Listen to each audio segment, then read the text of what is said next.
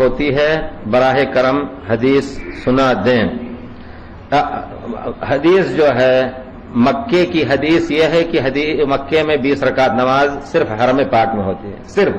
مکے کی دوسری مسجدوں میں، ہماری خود مسجد ہے، ہمارے بچے الحمدللہ سب حافظ ہیں، 4 بچے وہی تراویح پڑھاتے ہیں، دوسری مسجدوں میں 8 3 11 رکعت ہوتی ہے بس۔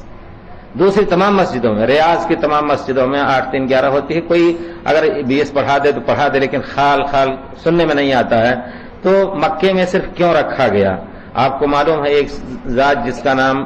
شاہ عبدالعزیز تھا، اس نے سنت کو برپا کرنے کا تہیہ کر لیا تھا۔ انہوں نے علماء سے مشورہ لیا۔ دیکھیے وہ لوگ حنبلی علماء جو اس وقت تھے، وہ یقیناً ہم نے جو تجربہ کیا کہ مالکی ہوں، شافعی ہوں اور ہمارے حنفی ہوں یا حنبلی ہوں، ان میں سے حنبلیوں کی ہاں تعصب سب سے کم ہے۔ یعنی کہیں حدیث ملا، ہم خود جب ثانوی میں وہاں پڑھتے تھے، ان کی کتاب میں ہے کہ نیرین یعنی سورج اور چاند کی طرف چہرہ کر کے یا پیٹھ کر کے پیشاب پیخانہ جائز نہیں ہے۔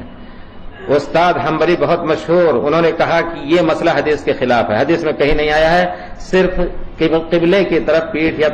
چہرہ کر کے پیشاب پیخانہ کرنا جائز نہیں ہے، رد کر دیا انہوں نے، حالانکہ وہ ان کے کتاب، ان کے مذہب کی کتاب ہے۔ تو کہنے کا مطلب ہے کہ وہ لوگ جو امام ملک عبدالعزیز نے بھی کہا کہ 8 رکعتیں یہاں نافذ کی جائیں، لیکن ان لوگوں نے حکمت کا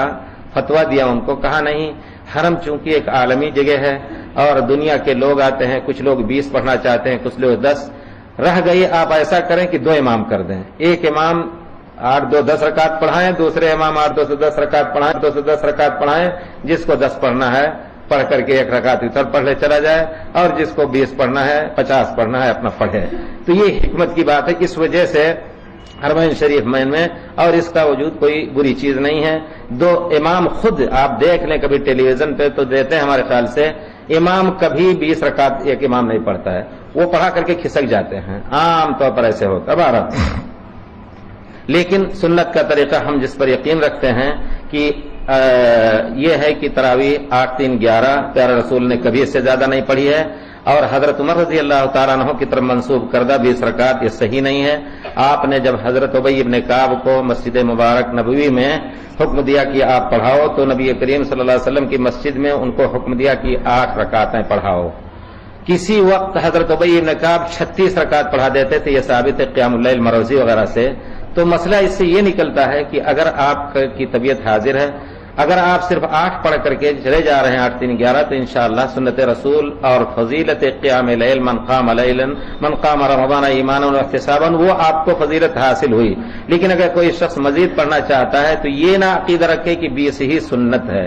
20 سے اب مجھے نہیں یاد آتا ہے، میں اپنے طور پر اتنے دنوں سے وہاں ہوں، کبھی زیادہ کیا ہے کبھی کم کیا ہے، لیکن 20 کبھی نہیں پڑھی ہے میں نے، یہ یقین کر کے کہتا ہوں اتنا جان بوجھ کر کے کہ 20 صرف کبھی نہیں پڑھی ہے